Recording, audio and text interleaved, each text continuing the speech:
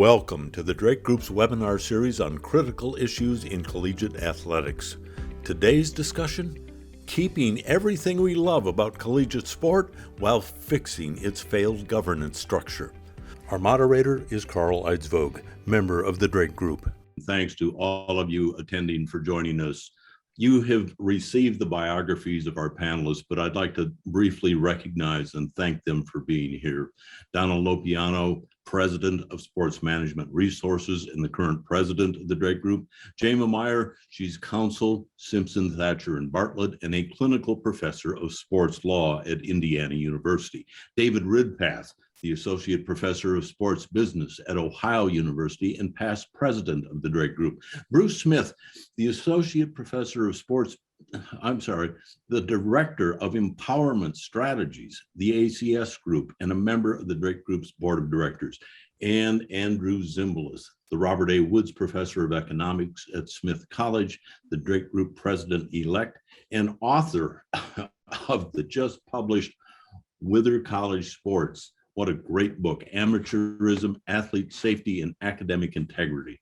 One point I'd like to make, the opinions presented by the panelists are their opinions, and we have panelists with great expertise, but it's their opinions, not the position of the organization they belong to. So let us begin. I don't think there's any doubt that college athletics has lost its way. NIL chaos, excessive expenditures, academic fraud, athlete abuse and exploitation because of a failure of governments by the Ncaa and its member institutions. The purpose of this webinar is to suggest a blueprint for getting back on course. The Drake Group has spent the last 22 years working on the critical issues facing college athletics and proposing specific solutions. Today, we're going to discuss specific elements needed to hopefully fix intercollegiate athletics governance. Our first question is for Donald Lopiano. What is the endgame? What should be the outcomes of successful governance? Thanks, Carl. I have full disclosure coming. I asked Carl to ask me that question as an opening. And let me just share my screen here with you. Among the panelists, I am probably the policy, sports management, organizational strategic planning wonk among the group. And one of the first things I try to do with national sport governing bodies, conferences, any kind of a sport organization is to get them to focus on the thing that most organizations forget about when they go into the planning process. And indeed, this has been true of the Ncaa's history. And that is focusing on the outcomes of your primary stakeholder, student athletes, and your other stakeholders who are, if you are a national governance organization, coaches and staff members, institutions and conferences, and to focus on what you see, what is the vision of a great governance organization. What is it that you're expected to do? So to understand these distinctions is critical. And I hope as I go through the outcomes that I'm suggesting today apply to all of these groups on the far right, I hope you will test whatever all the panelists say today against those outcomes. Would what they say advance these interests? So what we're talking about when we talk about outcomes is the vision of the organization. The organization also has principles. And if you look in the Ncaa manual, the Ncaa doesn't start with outcomes. They start with principles. But principles are generic ethical guides.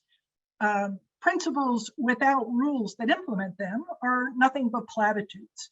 And typically the Ncaa has always separated principles over here, and you can't find a rule that, for instance, applies with regard to gender equity. Oh, a principle of gender equity, but there's nothing in the rule book that says anything about gender equity. So your principles are, diversity, inclusion, non-discrimination, honesty, transparency. They're all the things you hope leaders exercise when they decide on rules, when they make decisions. And then once you establish your principle and say everybody's going to play by these decision-making rules, then you choose rules to implement that would produce the outcomes that you envision. And not only do you promulgate the rules, but you have to enforce them. And that word ensure is different than insure, IN, or assure, which is kind of a promise to do something. Ensure is a promise that the National Governance Organization is going to make sure that all of the stakeholders conform to the rules so that it is likely that actual outcomes will match what your vision is for the organization. So real quick, what should the athlete outcomes be for a National Collegiate Athletic Governance Organization? I think we would all agree with these things, that we want every single athlete to graduate with a meaningful degree, not 60%, which is the case with basketball and football players in Division I, not 80%. You're talking about, if we're going to have full-time students who are with us for 4, 5, 6 years on scholarship, guess what? At the end, they should graduate. So you're looking at 100%, unless, of course, they leave for a good reason. Our athletes should be treated as students, not employees. They should receive the highest standard of medical care, both short-term and long-term, at no cost to them or their families. They should be fully integrated into a vibrant higher education community, a diverse and inclusive campus where they can enjoy the social and intellectual environment that happens once in a lifetime. And then last, that they, from this thing called athletics, competitive sport, that they realize optimum skill development, they become great at what they do, but that they also realize the emotional and developmental benefits of competitive sports. Coach staff outcomes. The one thing we should say to our coaches is you should meet the highest standards of professional conduct and pedagogy. That is the coach staff outcome that we have a right to expect, and that rules of governance organizations have to demand. The institutional outcomes are, I think, pretty obvious too, that sport events that are conducted by member institutions ensure the safety of athletes, the safety of officials and spectators, that athletics is used to help build a vibrant campus community. It's the glue by which institutions can bring together students, alumni, and members of the community. That the institution be expected, be required to protect athletes from educational exploitation, sex or race discrimination, or other forms of discrimination or abusive practices. And last but not least, that the national organization demands that institutional members operate programs that cost whatever an appropriate budget is for an extracurricular activity within a tax-exempt nonprofit educational institution. And last, what should the national governance outcomes be? An exemplary rules enforcement system, unbiased investigation and adjudication, that because the Ncaa or any governance organization usually promulgates the rules of the game, that those rules enhance player safety and protect players. When national championships are conducted, that they're quality national championships, and that there's a fair selection and qualification process. And last but not least, that national championship revenues be used to benefit the entire organization, all of its athletes, rather than a single subset or selected portion of these athletes. This is the stuff that we should be talking about when it comes to national governance organizations.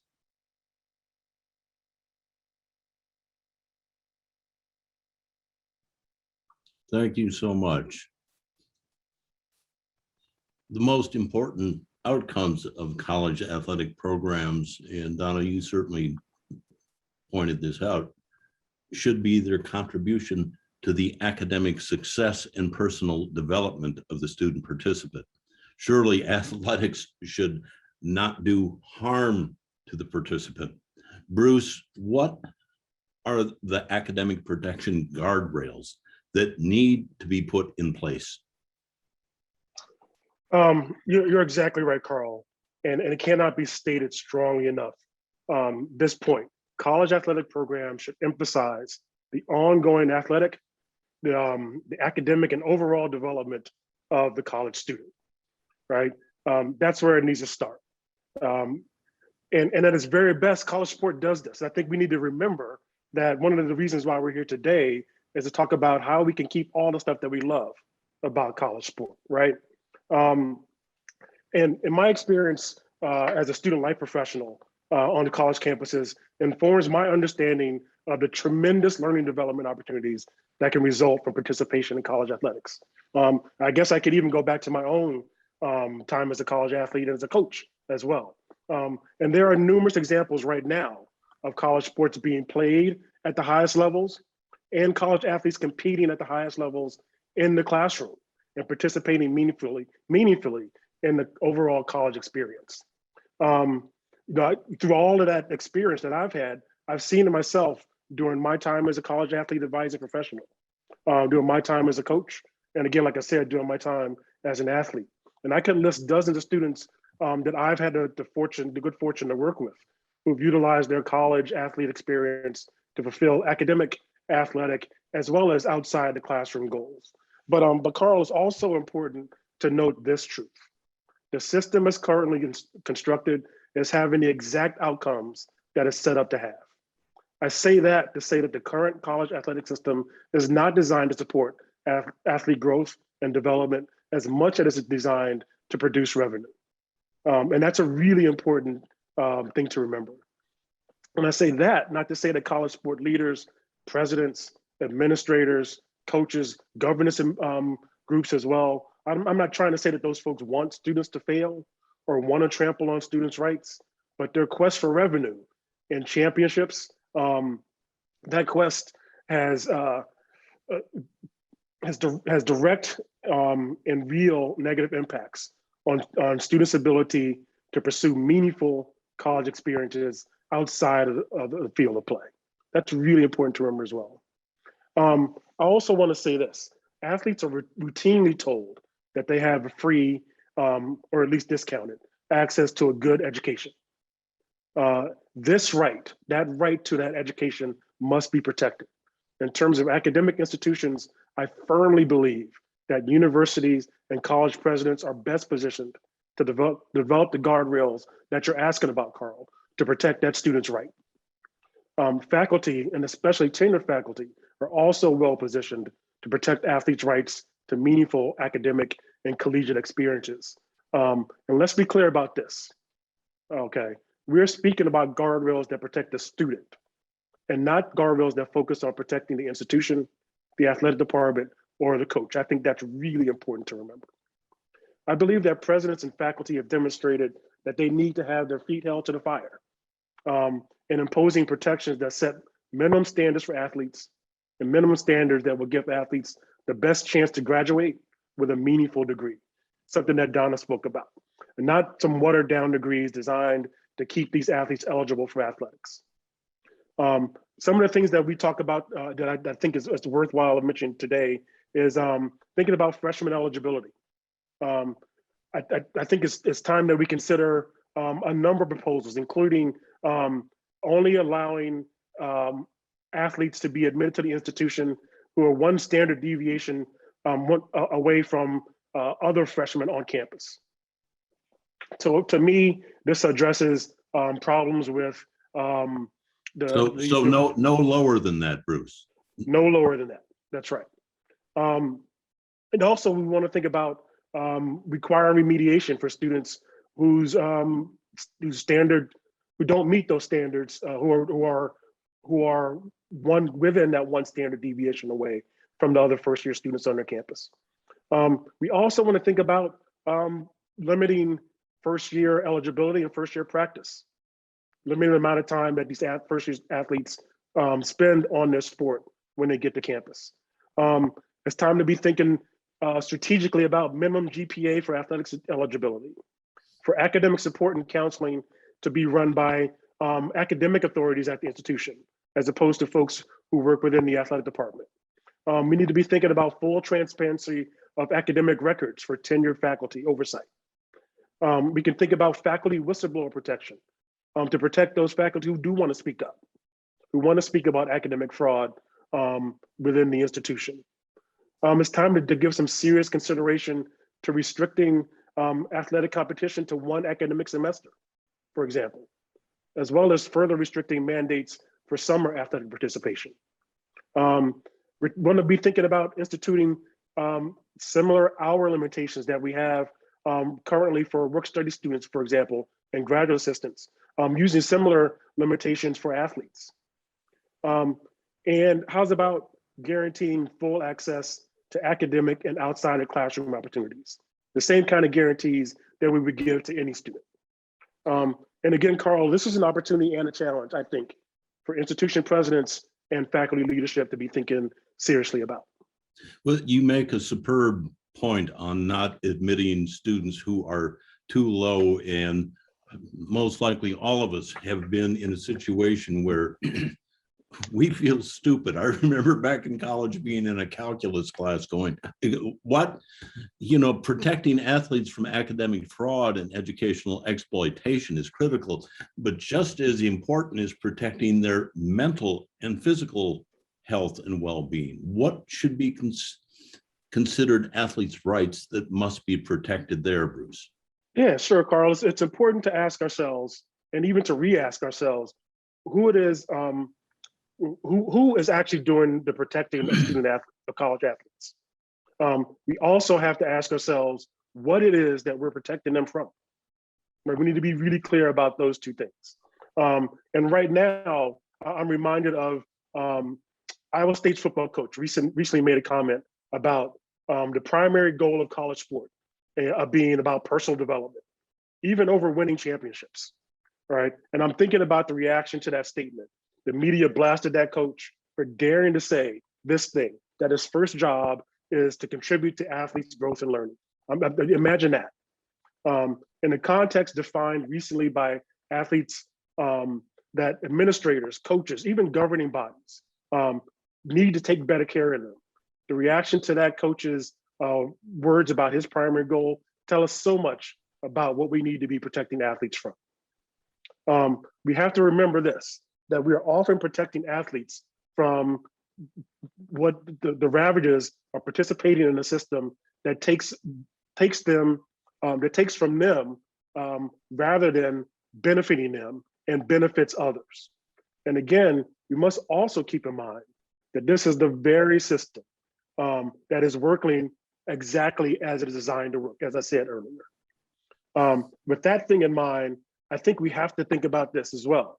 Athletes often need protection from all the things that we don't love about college sport.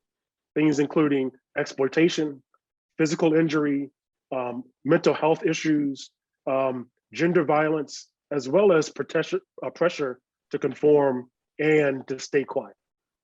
What do you mean to stay quiet? So one of the things that we need to be thinking about is that our athletes out there have minds of their own. They want to be involved in social issues, social awareness issues. They want to build awareness of those issues for themselves and their peers. And they should be able to say that. They should be able to speak out on those things. They should be able to speak out on how participation in their sport, participation in college athletics is injuring them physically and mentally, right? So they need to be protected. That right certainly needs to be protected. With that in mind, Carl, I think the moment is ripe for considering ways to install protections of athletes' rights as conditions for higher education funding, and rights that align with things like institutions being responsible for paying for insurance and medical expenses. And thinking about also including what we might call an athlete medical trust fund for chronic athlete injury and long-term impact of things like brain trauma. I know that brain trauma thing is a thing you'd like to talk about, Carl. How's about mandated mental health services and mental health awareness and first aid training for all athletic department staff, right? How's about no restrictions on outside employment other than professional athlete participation for college athletes? Title IX compliance is a condition of membership in the national governance organization. How's about building up coaches and athletic staff code of conducts, replicating something like the Safe Sport Code, including in coach employment ban penalties? How's about the right to one-time transfer without athletics eligibility penalty? Like I said before, guaranteeing freedom of speech and expression. And I think what's most important is full integration within the common student experience. Our athletes are students, right? And they need to have access to the entire academic and collegiate experience, and protecting that opportunity, I think, is most important. You know, providing a meaningful education and athlete health are certainly top concerns. It's important, I think, for everybody to understand the primary reason why college athletics has lost its way: money. And there is probably no better expert on the economic realities of college athletics than Andrew Zimbalist. He has been working on this for so long. What's the reality, Andy? Okay, well, the economics of college sports and how it's broken in 10 minutes or less. Buckle your seatbelts. I like to describe the underlying economic dynamic of college sports by referring to a few of its salient features. And they begin with the fact that, unlike a traditional company, in college sports, you don't have stockholders. Stockholders who in a traditional company are looking for profits. Profits lead to dividends that lead to higher stock prices. College sports, even though they're commercialized and act in many ways like businesses, don't have stockholders. Instead, what they have are stakeholders. The stakeholders are looking for victories. And so the economic pressure, the economic dynamic that comes upon an athletic director is not what falls to the bottom line in terms of profits, but how many victories you have and how many postseason games you've won and so on. That's number one. Number two, obviously, and this has been in the news a tremendous amount over the last years, is suppression of player compensation. When you try to get a player to come to your school, you can't use the traditional mechanism and say, hey, well, if you come to my school, I'll give you 10% more than the other school is going to give you. You don't use money in that regard, although it's starting to creep in through other mechanisms right now. But so player compensation is suppressed. It does not exist, again, except in some new forms that we'll talk about. So what instead happens? What instead happens is you still have a need, even though you can't say to the player, hey, we'll give you 5 million and the other guys are giving you 4 million. You can't say that. What you can do, though, is to build up a lot of the things that the player might value. So there are well-known coaches out there, notorious coaches who bring their teams to the postseason year after year. And so one of the ways you can attract high school athletes is saying, look, you can come and play for Nick Saban if you come to Alabama. You're not going to play with Nick Saban if you go to Notre Dame or some other place. So they compete against each other, and they end up paying coaches an enormous amount of income. Some over $10 million today. The average coach's salary in FBS is over $3.5 million. And just this last week, we saw amongst those coaches who are changing their jobs or being severed from their jobs to go to another job, they got buyouts. And the total amount of buyouts from 1 week last week was $90 million. So the other thing that colleges do is they invest in facilities. They say, look, if you come play for us, your name will be up on that fancy scoreboard. And people in famous and rich people will be in the luxury boxes watching you play. They also compete by offering athletes perks in terms of housing, perks in terms of staying in first-class hotels and eating first-class meals. And more recently, perks in terms of taking advantage of the decision recently made that educational benefits are uncapped. So you can essentially offer, you find some educational and educationally tethered benefit, you can give it as much as you want to the student body with very few limitations. And the other thing that's recently been decided upon by the court system is that academic achievement awards can be given up to $5,980.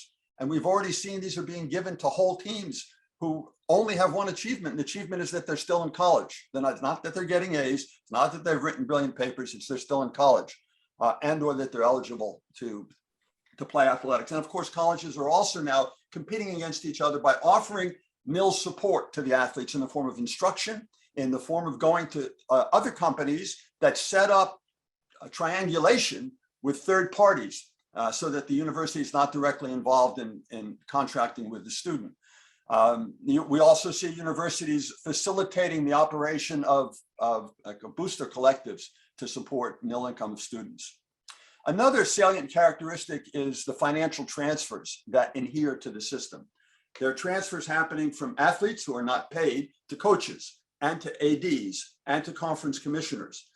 There's also a transfer from the sports of football and men's basketball to the non-revenue sports. And there are also transfers, unfortunately, from mostly sports that are predominantly played by Black athletes or athletes of color to those sports that are played predominantly by white athletes. So there's a system of transfers that undergirds the operation of college sports. Now, the fact that you're being driven by stakeholders who want victories and not stockholders that want profits means that whenever you see extra money coming in from a new TV contract or from whatever source that might be, you as the athletic director find a way to deploy that extra revenue in order to produce victories rather than to produce profits. And the outcome of that is that virtually every college in the NCAA and outside of the NCAA loses money in their athletics department. And I've put on my screen here that in 2019, which is the last year for which we have data prior to the pandemic, the average or the median net revenue generated in FBS athletic programs was negative $18.8 million. So the median program was experiencing a deficit of $18.8 million. In FCS, you see it was 14.3, Division I without football, 14.4. Now you might wonder whether those kinds of losses are also present in the Power Five. And they're smaller in the Power Five to be sure, but still the median Power Five school in 2019 lost $6.97 million.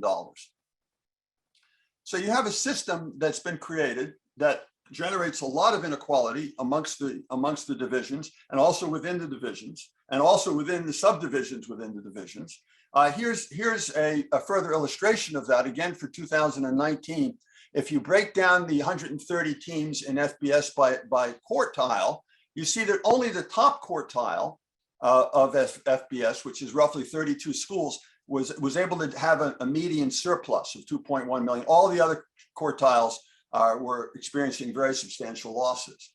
And the overall effect is that in any given year, in fact, if you look at the 5 years prior to the pandemic, look at those 5 years, in every single one of those years, there was somewhere between only 20 and 25 schools out of over 1,000 in the NCAA, 20 to 25 that had an athletics department surplus. And in fact, even those surpluses are a little bit unreliable because they don't count all capital costs and they don't count some indirect costs. So you have a system that is failing economically. And where does it get the subsidy money? Where are the subsidies coming from? If you include schools outside of the NCAA, now we're up to about 2,000 schools that have athletic programs. The subsidies that athletics needs come from the general budget, the educational budget, and they come from mandatory student fees. Mandatory student fees at some schools might be $500, some schools are $1,000, and very, very rarely are they even revealed as athletics fees, even though that money is going to athletics. So students are helping to support with the payment of athletic fees, helping to support these athletic deficits. And this is happening at a time when student tuition is at an all-time high and student debt is also at an all-time high. Undergirding the entire system are around $189 billion annually in Higher Education Act money that are basically grants and loans to students and largely to student athletes. So one often hears from members of Congress, at least certain members of Congress, that they don't want to get involved in legislating of one form or another with regard to college sports. They don't believe in government intervention. Well, these numbers that I'm sharing with you make it very clear that they're at the bottom of the system. $189 billion a year in loans and grants to U.S. college students. What has happened over the course of the last several months, really since July 1st, although the pressure for this was building up far before that, is that the NIL, or name, image, and likeness marketplace has developed. And it's developed very robustly and very quickly. I certainly view the developments with NIL as salutary, as beneficial, as positive. They help to rebalance the scales so that college athletes who were generating all the revenue, but the college coaches and athletic directors and conference commissioners were getting all the revenue. Now, at least there's some direct payment that can go to the college athletes. And that will, by the way, eventually, as that market develops, that will eventually tap down the high salaries that go to the executives. It also helps to balance the racial imbalances and racial discrimination that has occurred in college sports. One of the things it does do, however, is it creates some new financial challenges and Title IX challenges. If you have a program that is already in FBS, the median program, losing $18.8 million, and on top of that, you say, okay, now the NIL markets are developing. And what does that mean? It means that individuals who used to donate money to the athletics department or corporations that used to buy sponsorship with the athletic department are now funneling that money instead to the student athletes. I think that's a positive development, but it means that the deficits that previously existed, other things being equal, are going to get much larger. And of course, there are Title IX challenges as well. We've already seen just in the first several months of the NIL market, we've seen that 80% of the NIL income is going to football players and men's basketball players. And it's going to continue to be like that until we really balance the scales, the gender scales in college sports. So that creates issues around Title IX and gender equity. But nonetheless, if this market is properly implemented, if the NIL market is properly implemented and the necessary guardrails are put in place, then it stands to, or it certainly has the capability of maintaining the relationship of educator, the university, to educatee, the student athlete, educator to student relationship. That's key. That's at the root in the definition and the goals of what the Ncaa is about and what college sports is about. The reason why NIL's properly implemented will do that is because it means that the university won't be employing the student athlete. Any money to the student athlete will come from outside third parties, and the role to the university will still be one of, I'm a student and I deserve to be treated like other students and I deserve to get my education. It happens to be the case that over 98% of all college football players and basketball players never play a single game in the NBA or the NFL. The best way that we can assure their futures and take care of them is not by arranging for some of them to get lots and lots of nil income. Most of them will get very little, maybe hundreds of dollars, maybe thousands of dollars over the course of several years. That's not the way we can assure their futures. The best way we can assure their futures, since they're not going to the NBA and they're not going to the NFL, is by giving them a robust and real education. I'll stop at that point. Well, that is a superb point, and it's always a good reminder that 98%, I think so many people just automatically think there's a road to those kinds of positions, but boy, it falls out in a hurry.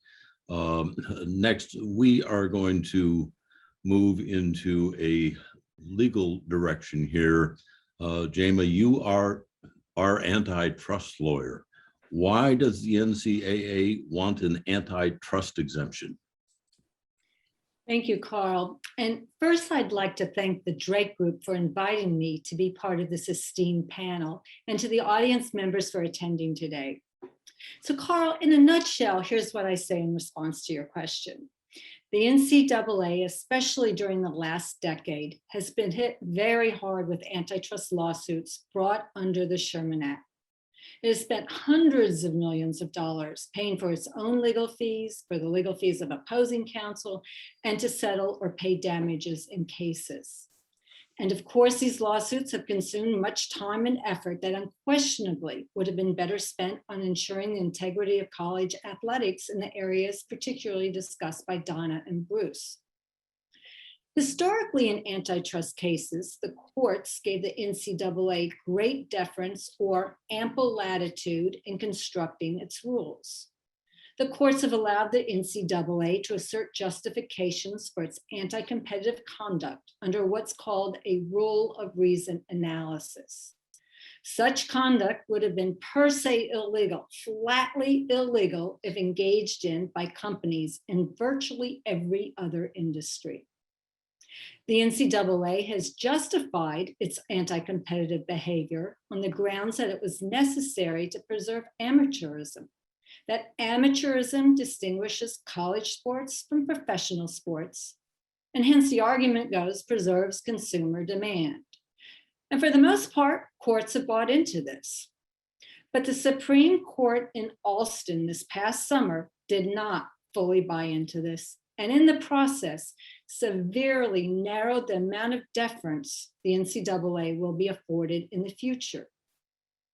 Accordingly, NCAA rules that set limits in areas with a commercial impact, such as controlling compensation to athletes, face a steep uphill antitrust battle. I mean, just think about what Justice Kavanaugh said in his concurring opinion in Alston, the case that held that restrictions on education-related benefits were illegal under the Sherman Act. He blasted the NCAA's long-standing use of the amateurism justification and basically invited more legal challenges to the NCAA model. He concluded with a warning. The very last sentence of his opinion was, "The NCAA is not above the law."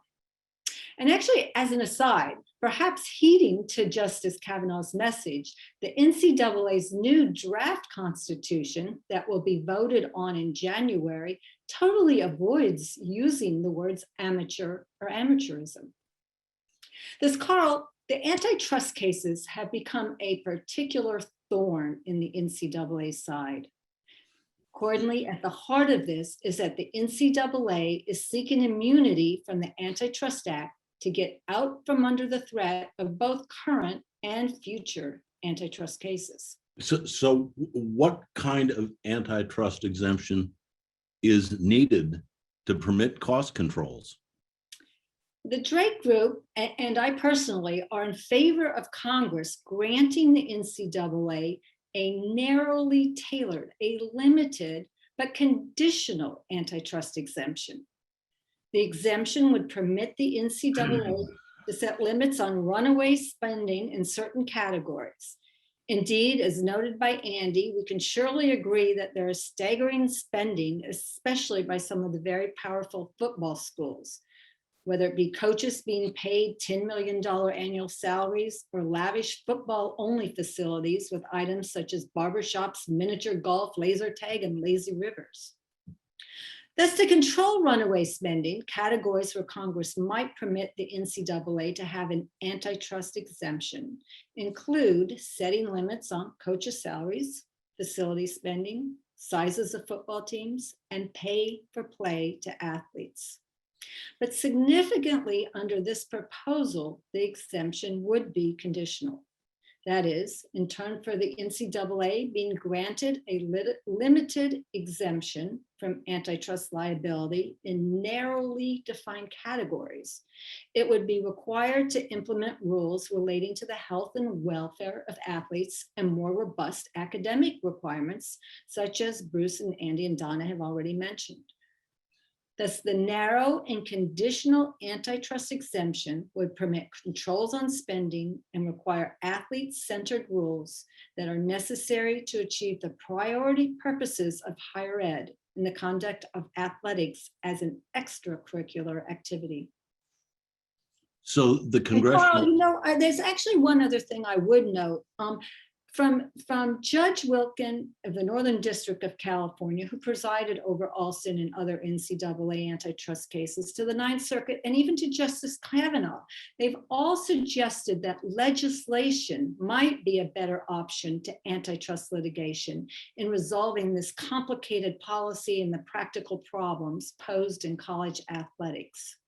And plus, a limited antitrust exemption is something that Congress has granted before in many industries, including in certain areas of the professional sports industry. So is there a congressional action that could force universities to stop building these lavish facilities and install academic integrity guardrails? Well, no question that the proposed exemption would need teeth to make certain that the controls on spending and the athlete-centered measures are adhered to. A key way in which Congress might ensure compliance is to condition federal funding to schools, the $198 billion mentioned by Andy. Thus, Congress could explicitly tie the rules regarding limits and athlete-centered guardrails to Higher Education Act funding. If schools do not comply, they'd lose significant amounts of funding. Very much. And we've, as was mentioned at the top, we will get to questions, and we've got some excellent questions, but let us continue. You know, complaints about the NCAA enforcement system being a massive governance failure are all over the place. But complaining is not fixing the system. Dave, what are the enforcement requirements of a successful governance system? Well, thank you very much, Carl. And I think leading off what Donna said at the beginning is that there's steps in good governance. And one step in good governance is enforcement. And I would say, and I think many would agree with me, that overall the enforcement and infractions system within the NCAA context has been in many ways an abysmal failure. I think that there's some truisms to start out with, as you can see there on your screen, that really the membership doesn't want to really change the process in many ways because many are protected within this process, or simply they don't have the ability to change it themselves because there are so many conflicts of interest, different silos, different priorities. Like in anything else that we've mentioned, whether it's fiscal, academic integrity, the NCAA as an organization has not shown the capacity to change. And with that, going through this process, I think it's indisputable that it is, other than the games themselves, is probably the most publicized and maybe even maligned process. And it damages institutions, right? Damages individuals, certainly damages the college athlete very much. And it demands fairness and a better process. And this process has been looked at many times over the years. And one thing that has been continually mentioned is basic due process procedures. And right now, the process, the infractions and enforcement process, is not grounded in due process or fairness. And things like you see there, open hearings, the right to see all evidence against you, the right to face accusers, and having an independent trier of fact underneath sunshine, which is the best regulator and the best disinfectant, are certainly things that are needed absolutely for this process to move forward. Like anything else we've mentioned, any changes should be a condition of Higher Education Act funding. The one hammer that we can have in all of these reform measures, and certainly in this one, is that if these reform measures are not met, you will lose your Higher Education Act funding. And if you look at some of the past cases that have gone on, and I put down there University of Massachusetts, where you had a major infractions case where a women's tennis team had their record stripped, individual and team records stripped, over a $252 inadvertent violation. But yet you see many other more pronounced violations that are not addressed by the NCAA. North Carolina is one that certainly stands out as a technicality of all students got the same benefit, even though that benefit likely would not have happened but for the benefit to athletics eligibility, which is something that Bruce talked about. The one thing that's interesting is there's universal agreement across the board, I should say near universal agreement, that this process should be changed, even within the NCAA itself, but also Lead One, the Division I Athletic Directors Lobbying Association. The Rice Commission mentioned it when they looked at college basketball a few years ago. Certainly Congress has looked at this numerous times over the years, including back in 1991 with a special commission commissioned by Congress, chaired by a former Solicitor General, Rex Lee, who was also a former president of BYU, to look at this system. And it actually did make some positive changes, believe it or not. Simple things like the right to have counsel, the right to have interviews tape recorded and transcribed, and having an appellate process. Those things didn't even exist before this committee. So while that has gotten better, it has not gone far enough. And it still is a process that protects, as we talked about, Bruce mentioned it, everyone's mentioned it, protecting that winning and financial aspect that Andy went so well into, that the process is really not sound governance in that everybody has a fair shot in this process. You're not protecting the money-making machine. You're not punishing some to make an appearance, that you're actually policing yourself. One way to ensure that this process, and really all of our governance measures other than Higher Education Act funding, is a reinstitution of the Division I certification, athletic certification process. And that was one thing that Mark Emmert took away when he came in as president of the NCAA, or at least spearheaded that going away. And that was one area that all of these things that we've talked about, including rules compliance, was really looked at on a broad-based approach. And similar to our academic programs that have to go through accreditation and certification, this is something we believe that should be brought back and can help with regards to rules compliance enforcement and infractions. I want to get back to due process protection, circle back to that real quick, and talk specifically about the athlete, though. I shouldn't say the one person, but the main stakeholder that has the fewest protections in this process is the athlete. And we're proposing, and we think it should be mandatory, that the athlete has protection via a binding arbitration process, certainly if chosen, at no cost to the athlete, and the ability to have representation through competent representation that can help them navigate this system in the most fair way possible. And then again, to have independent investigators and an independent trier of fact. And also, as Bruce mentioned, same thing here, whistleblower protection for faculty members and others, because oftentimes these things are brought out by whistleblowers who then are maligned by the very institutions and by the very process that is supposed to protect them. Another thing that we need to talk about is the NCAA started because of athlete safety, protecting the athlete. And if you look at the Penn State case, certainly the most recent Michigan State case, and numerous other cases, the NCAA has often taken the approach of, certainly the Michigan State case, of saying, we do not oversee this. This is not something that falls under our purview. We believe in this process. We believe it already does, but we think in reforming this process that the NCAA should have the power to suspend and ban coaches for violations of safe sport codes or major rule violations. I mean, right now we see coaches who are coaching under show cause orders from the NCAA. We see coaches within this whole Adidas sports scandal in college basketball still coaching with no problems at all. And this system here really has no teeth.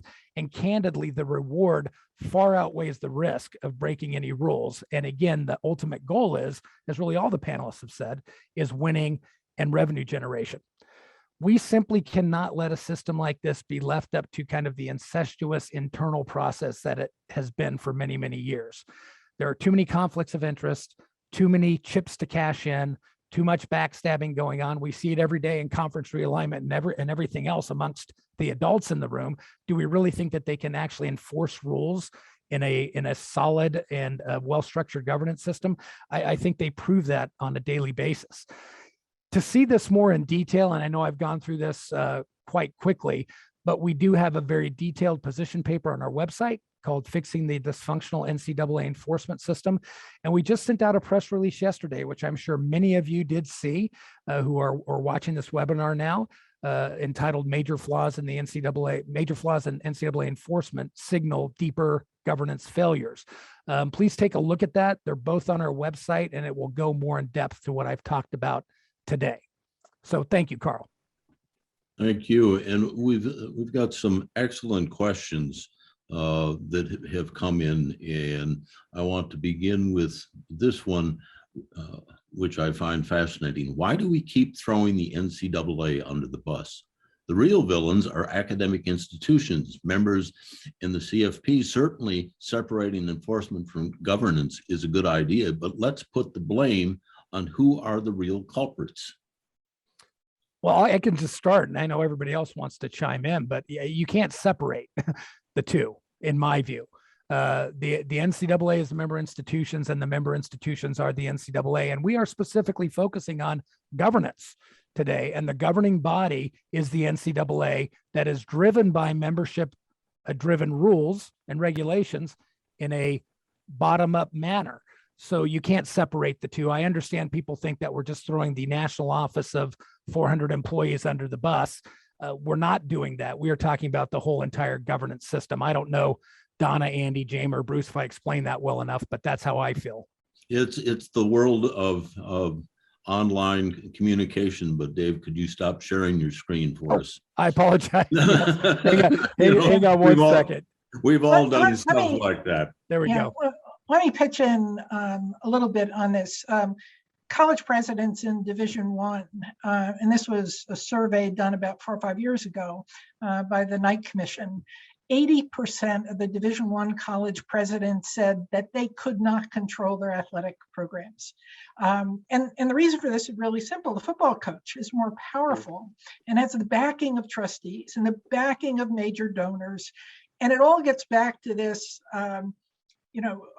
who owns this show, right? Mm-hmm. It really isn't the institution. It is the financial backers of the athletic program, especially in Division I.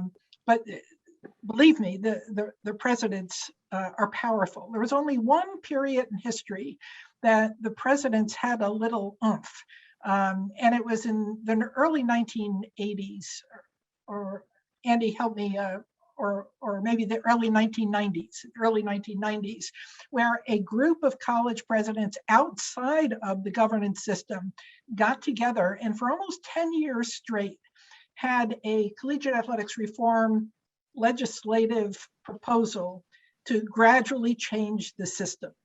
And they were successful. Every one of their proposals absolutely passed.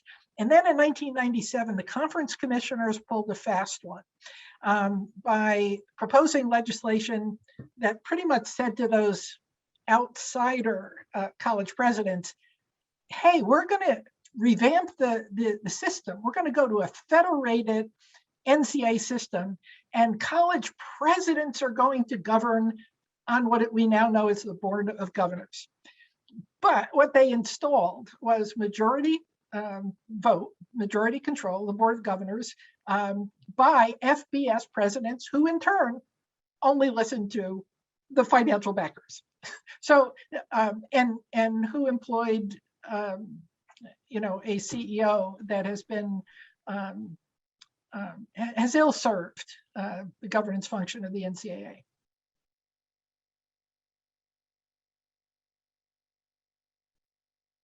Carly, you're on mute. Unmute. Sorry. Yeah, how many times do you do that? Excuse me, folks. Another question. Should we consider beefing up the faculty athletic representative position so it would more resemble an independent watchdog over the athletic department? You know, one of the things that's always bothered me about the FAR position, and I wasn't a FAR rep, I was a faculty athletic rep at Smith College for about 15 years. I was appointed by the college president at Smith. Smith is in Division III. It's not overly commercialized, doesn't have many of the problems that we've discussed.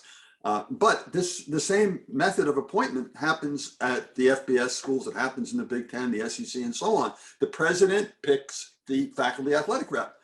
Well, it's the president athletic rep. Then it's not the faculty athletic rep. When faculty gets involved in an issue, they want to elect their own people to it. Would you ever have a faculty union where the president of the union was appointed by the president? Probably not. The faculty wouldn't stand for that. So if we want to highlight again the importance of education, that this is what it's all about, then we have to have a real faculty athletic rep who defends academic integrity. Well, why do faculty? So that person should be appointed, not appointed by an executive at the school, should be elected by the faculty. Why do faculty tolerate that? Somebody else answer that, because at Smith College, I'll tell you, it's not much of an issue. It's very hard to get the faculty to pay any attention at all. We don't have many of the excesses that exist elsewhere. And the deficit that we have in the Smith College athletic program is diminutive relative to what the other schools in Division I are experiencing. I think most people, in the system, go ahead, Bruce, you go first. You're most recently out of the system. Well, and I think we all can add in, because, with someone like me and Bruce and Donna, who've worked in the system from the athletic perspective, we worked with faculty athletic reps before. And with all due respect to the faculty athletic reps out there, I had challenges with numerous ones that I worked with, because they wanted to be close to the athletic program because they were fans. And what Andy said is absolutely true. That's the number one thing where it's a major problem. You are serving at the pleasure of the president. I also had the great fortune of working with some really good faculty reps who wanted to be that oversight, wanted to be that watchdog. But once they made that coach upset or that athletic director upset, and all the coach had to say, Mr. or Mrs. President, this faculty athletic rep is not supporting me, they go out and find the fan that wants to go on the trips, that wants to go up, play in the golf tournament, have all the perks, but not really be that faculty oversight. And oftentimes the faculty rep is used as a weapon against other faculty in academic issues and things like that too. So it needs to be a position that's independent and appointed by the faculty and that has some authority, not one that's appointed by the president. I don't know if your experiences were the same, Bruce. They were very, very, very similar, Dave. And I think this is a point where we could bring up a piece of data that Donna mentioned.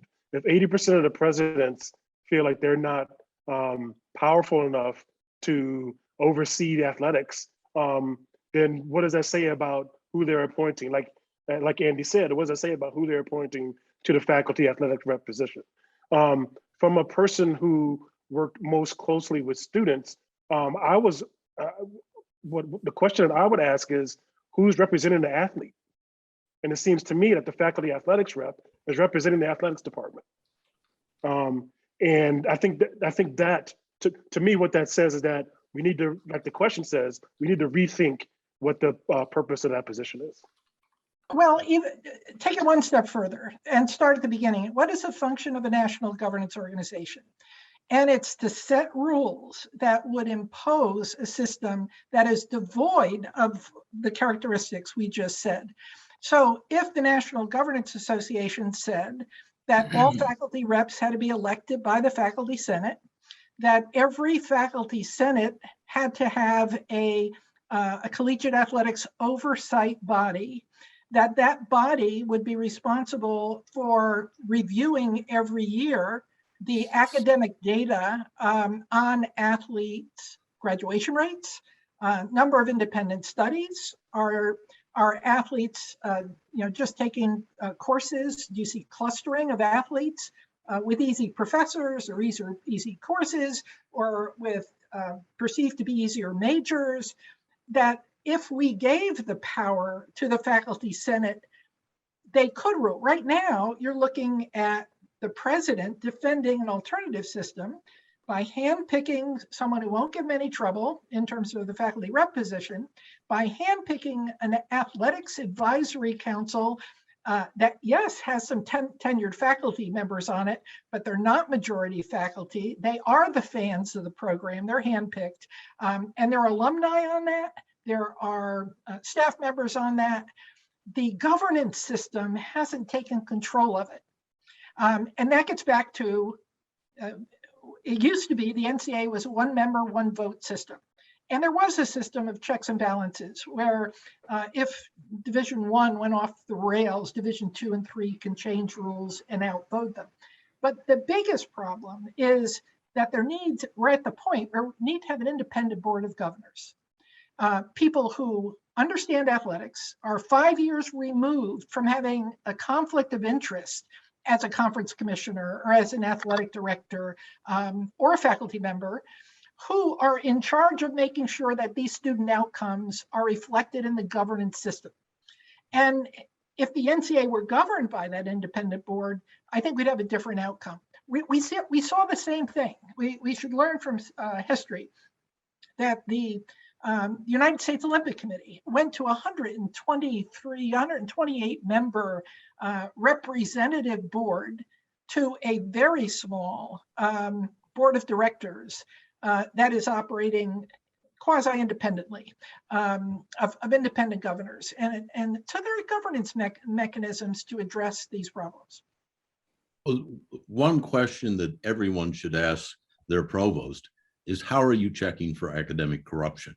Because the beauty of computerized data, we know every class, every grade. It is so quick to check to see if you've got clustering, if you've got classes where it's filled with athletes and everybody gets an A. So it's real easy to find. The question I'd like to ask the group is, how has the press contributed to the mess that we have in college athletics? Because we don't find reporters questioning university presidents. For the most part, the press plays cheerleader. You know, I think, Carl, you answered your own question. Yeah, Carl. I mean, I was going to say, Carl, you might be the best, but I think when you see a real reporter like a Dan Kane for the North Carolina case, he started getting death threats. I mean, we're talking about very cultish, irrational behavior. You could say something about someone's family member and be treated better than you would if you said something bad about their team or their university. And thank goodness we have reporters like Dan Kane out there. There still are some out there, but I think that by and large, the press has found it easier. They want to sell papers. They want to get clicks, and very few are out there willing to do the shoe leather journalism to find out what's really going on behind the scenes. And honestly, I think most of them would rather not know. They think the mythology of intercollegiate athletics that's often so much shoved down our throat from a public relations perspective is what they're willing to report on. Let me bring out another question asked here from the folks participating, and thank you so much for your questions. Why does everyone speak of the NCAA as if every member is the same as Division I? There are 748 schools in the NCAA that are not the Division I money mongers. The ills of Division I are not ills of the majority of NCAA, yet all members are often vilified. I think that's Andy. I think that's a really good question. And I think we do get sort of lazy or sloppy sometimes in talking about universal problems of college athletics. And clearly, there are certain schools in D1 that are the most commercialized and where the ills are greatest. But even in D1, there's a huge difference between the commercialization of those very top FBS schools and some of the bottom schools of D1. Now, I think that, the NCAA recognizes this, and part of the new Constitution is seeking to deal with that problem so that we will see more separation in terms of rules and governance among the three divisions. And they could even create, an additional division. But we are, the largest division is Division III, but you could point to schools in Division III, for instance, who use their athletic programs for student enrollment, who regularly practice special admissions, who have the same kind of educationally exploitive practices, but the money is smaller. It's abuse of a different kind. And there's a tendency, I think, on the part of institutions to use athletics to play for money, to play for alumni support. And that's just as important in a lot of Division III schools. Being a guest coach at the football game is a big deal, a big deal. Yeah, we can't act like it doesn't happen at Division II or Division III when you go back to the Game of Life book, Shulman and Bowen's research that talked about the academic exploitive issues at Ivy League selective schools, if I remember that correctly, Andy. It's been so long since I've read it, but it's not non-existent at those schools. I think Donna put it pretty well, but Andy, you're at a Division III institution. That's your main experience. You could probably comment more authoritatively on it. Yeah, I would only add to what you've all said, that there's a process of emulation going on in Division II and Division III. There's a cultural pattern that's set by FBS, and just below them, FCS in Division I, and below them, Division I without football. They're trying to work their way up, Division I without football into FCS, and FCS into FBS, and FBS from the group of five to the Power Five, and so on. And the same thing travels down the hierarchy. So you have Division II still has athletic scholarships. Division II still has academic integrity issues, not as severe as up in Division I. And Division III, now Division III presumably doesn't allow academic scholarships, athletic scholarships. But what you find all over Division III is leadership scholarships that happen to go to athletes. They're not athletic scholarships, they're leadership scholarships. And what is that? That's emulating, it's copying what they see above them. Because you have athletic directors who want to go to the next step in their careers. You have coaches who want to go to the next step in their careers. You have athletes who still have dreams and fantasies about playing professionally. So I think that Jama said it right at the very beginning, that sometimes we get sloppy.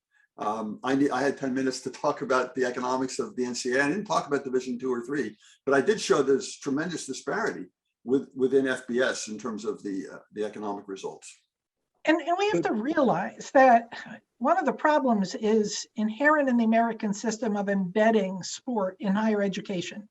It is not unusual at all for a Division II or any school at any division to say, we're in enrollment trouble. One way that I can make sure to expand my enrollment, my number of payers, is to really expand my athletic program. Because I don't have to give full scholarships. I can just give a $500 scholarship. And there are enough parents and kids out there that just want to say, oh, I'm a scholarship athlete at so-and-so university. And so they start building student enrollment using athletic programs. And, I can name schools who have said to their coaches, if you recruit an incoming class of 6 new players, this is your salary. If you recruit an incoming class of 10 new players, here's your bonus. So just think of the coach as an admissions recruiter. That's true in many cases, given our system. The thing, I'd agree with all of my colleagues here, and I'd add this as well. From my experience at D3 institutions, the patterns of disengagement among athletes that we see at the Division I, the revenue producing levels, they exist at the D3 level as well. And it's difficult to get to help athletes find the opportunities to engage the full collegiate experience at D3 institutions as it is at D1. You throw out another question here. Do you think there should be any differences in the way oversight is done for private and public schools? No. Yeah, I think faculty senate should be, we should be looking to involve the faculty. No question, they're responsible for the academic integrity of the institution, and they've gotten a pass. They haven't fought for control of athletics. But a governance program can throw it right in their, good governance system can throw it right back in their laps. I think it's a great point, Donna. And it's good for us to be clear for, for those of us that have been involved in the Drake Group for a long time. We are often pointing the finger, at the NCAA, at college athletics, coaches, others. But, the faculty do not deserve a pass here. They have been as complicit in this and has been a passive when they truly have protections of tenure, academic freedom, and ways that they can certainly go after this and not feel any, can't say they wouldn't have any repercussions, but to be able to not have any repercussions with their employment and other things like that. Faculty senates, and I'm a faculty senator myself right now, and sadly, it's a pretty milquetoast organization right now. It's very difficult to get anything done when really they do have some power to get things done if they wanted to do that. They could certainly push for transparency on the student bill, and we don't have that at a lot of schools. No, absolutely. I mean, getting to Carl and I have done a lot of research on getting to Andy's presentation on student fees, and there's lack of transparency in how much of student fees and tuition are going towards intercollegiate athletics programs at most schools. My institution, Ohio University, it's between $1,100 and $1,300 a year. You extrapolate that out with student loans, how it's really could be an immense expense on a lot of people's shoulders for an athletic program that's losing a lot of money. There's just a lot of things going wrong, and faculty certainly could step up. But again, they don't feel like they're protected. And getting back to what Donna said, good governance would give them a pretty good shield. But at this point in time, faculty do not want to attack this. That's why in the Drake Group, we are often awarding faculty our annual awards for standing up to the system, because it's not very easy to do so. With what's going on with NIL right now, this is an interesting question. What are the disadvantages of paying college athletics, the college athletes? Sorry. I'll take a crack at that. I think I talked about it a little bit already. I mean, first of all, it depends on the pay system, right? If you're talking about the university contracting with student athletes and paying them directly, then it undermines the relationship of educator to student, which is supposedly the basic relationship that obtains in intercollegiate athletics. Another problem will be that the coaches will have still more control over the athletes, take still more advantage of them, and make more demands on their time and their physical exertion, which can be dangerous, among other things. You have the ongoing problem that I mentioned before of deficits. If the athletic department has to start paying the student athletes, deficits are going to go up. Now, eventually there'll be compensation, because what's happening now is that coaches are getting paid for the athletes, the value of the athletes they recruit. And eventually, if the athletes themselves are getting paid, the coaches will get paid less. But a lot of these coaches today are on 10-year contracts. And then there's a whole culture in the marketplace that will have to evaporate over time. So at least in the short run, in the medium run, there'll be much larger deficits in athletic departments. There's also a question of distribution. Now, one of the things that I think is very positive about the system we have right now is that there are all sorts of athletes who get scholarships to study in college. So football teams, right? And FBS football teams, 85 scholarships to the participants on the team. And then you usually have about 35 or so walk-ons who don't get scholarship. But what happens when you start paying the athletes?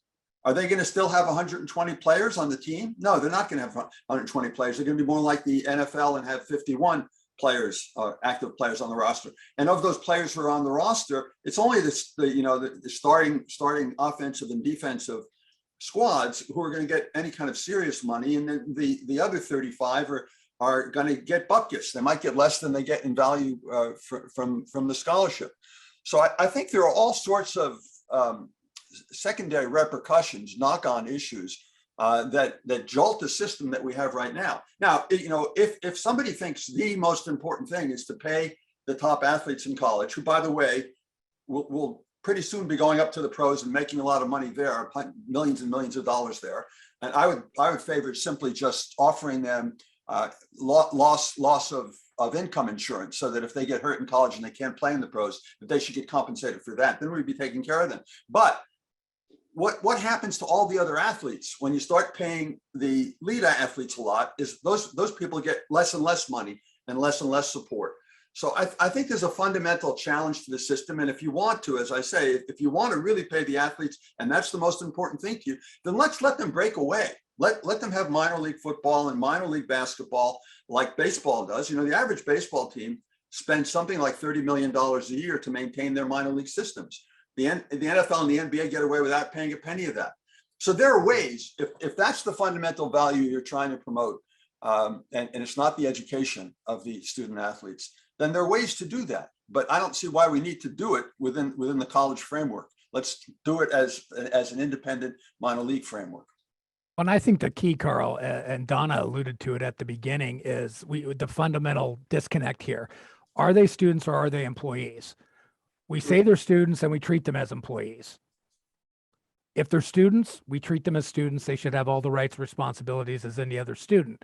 But we want to put all of these employment type restrictions on them. And if we want to restrict transferring and all these other things, and we say it's so awful to have the transfer portal, the only way we can do that legally, right, is by paying them and collective bargaining and getting into all those other things. So we have to make a decision here. I think Andy makes a great point. We either do it one way or do it another, but we can't continue the way we are. There is a question that came in that just sort of hits on that point. It says regarding the downsides of paying athletes, but what if there were collective bargaining over health, safety benefits, and time demands?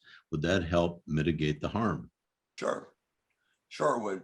It's only going to happen in those schools that are private, not public schools. It also has ramifications. It has repercussions on the way the whole system operates. So I'm certainly not against the notion that the athletes can have representation and can act collectively. But there's a question of how it fits into the current system and how broadly it can be applied in the current system, because collective bargaining happens under the NLRB from 1935, and that applies to the private sector, not the public sector. And there are and Jama can address this, there are lots of legal questions about to what extent that can be modified. But just the idea of collective representation and athletes bargaining for better health and safety and bargaining for shorter hours, sure, that's great. Well, there is a bill before Congress right now, in the 117th Congress. Senator Murphy has one in the Senate, and there's a companion bill sponsored by Representative Trahan in the House that would treat scholarship athletes as if they were compensated by their scholarship. It will give them bargaining rights. And people doubt whether it's going to go anywhere, but the principle of giving them bargaining rights is a subject that Congress is seriously looking at.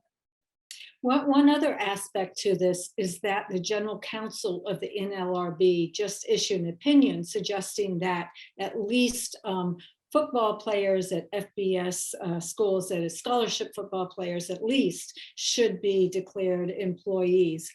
And she, in a footnote 34, stated that perhaps the joint employer theory should be applied to both the NCAA and to conferences. Therefore, public schools would be captured here too, not just private schools potentially. This is something that's never been tested before, so it'll be interesting to follow. In terms of oversight, there's a great deal of material that has to be submitted to the Department of Education by universities on the coaches' salaries, so on and so forth. Are there other metrics that should be required? The number of special admissions. As I said before, with computerized data, it's pretty easy to really check if you are having problems with clustering? Are there other metrics that the Department of Education should be demanding in order to try to improve the situation? Well, yeah, the answer is yes, but should it go like the Equity and Athletics Disclosure Act database? Should it be there? Or should the disclosure be where it can do the most good, which is at the institutional level, examined by the faculty, having the faculty put pressure on the system in terms of academic integrity. And I think you're going to probably get into FERPA problems, right? With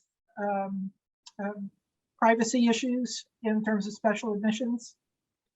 Not if you eliminate the I mean, when name. we look at special admissions, most of the data tells us that 80 to 90% of all football and men's basketball recruits in Division I are getting into their institutions via special admissions.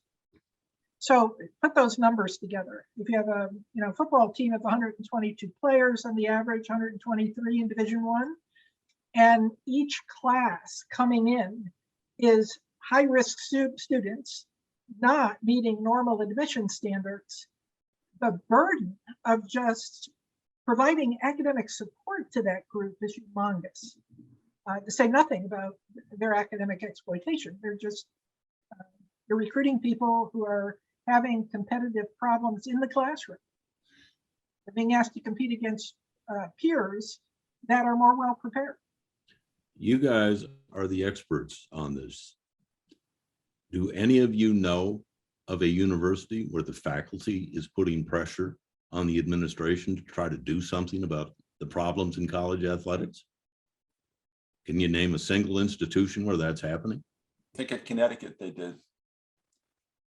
And I'm sure I don't think we should pretend that this never happens. The problems and the appearance of problems can be so egregious that even a faculty that's been asleep for decades on the issue can wake up. But they're usually, we can just look at the Hutchins Award winners to see what happens when faculty members do organize and challenge the system, like what happened at Rutgers with Bill Dowling, right? Yeah. So here you have tenure faculty who are raising an issue of, can Rutgers University afford to subsidize a Division I program to the tune of $35 million a year? What does that do to faculty salaries? What does that do to the academic integrity of Rutgers? And do you remember, Andy, what their total is over the last 6 or 7 years? It's the total what? Total subsidies over the last 6 or 7 years. So they've been up around $45 million a year for the last several years, and it's not even projected to go down at least until 2024 when they get a fuller share from the Big Ten. Yeah. That's their deficit, right, Andy? That's the annual operating deficit in the athletics department. Yeah. Yeah. I was going to say, Carl, yeah, Bill Dowling certainly at Rutgers is probably one of the big one, and others who have stood up, Jim Gunlock at Auburn.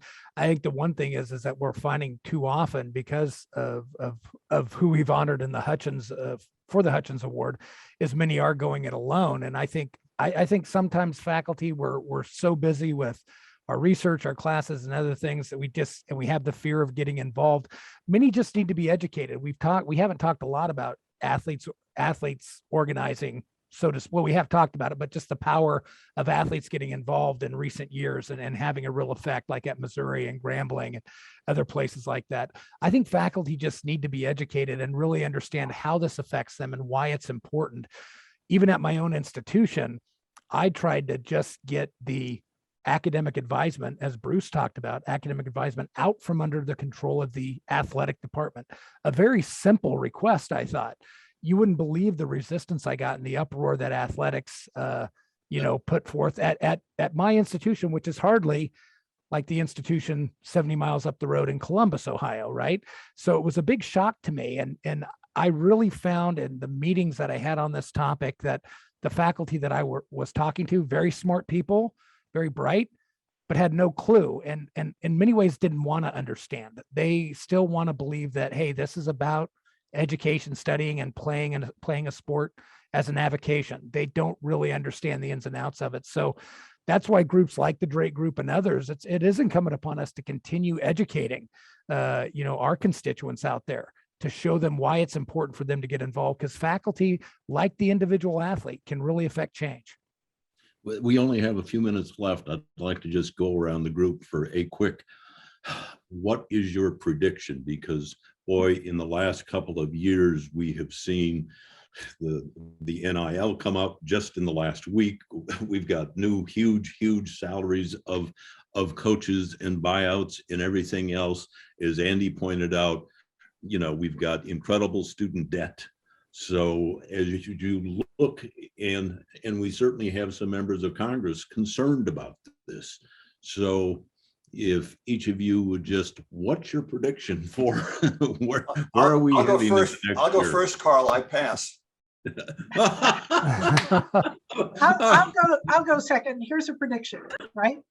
That within the next 3 years, there will be action by Congress to have a commission to look at intercollegiate athletics reform, and that commission will seriously consider disbanding the NCAA and replacing it with a federally chartered nonprofit organization in much the same way as in 1978, Congress acted similarly to get rid of the Amateur Athletic Union, which was then screwing up our Olympic effort, kick them out, replace them with the United States Olympic Committee after a presidential commission, and which reported out the 1978 Olympic and Amateur Sports Act.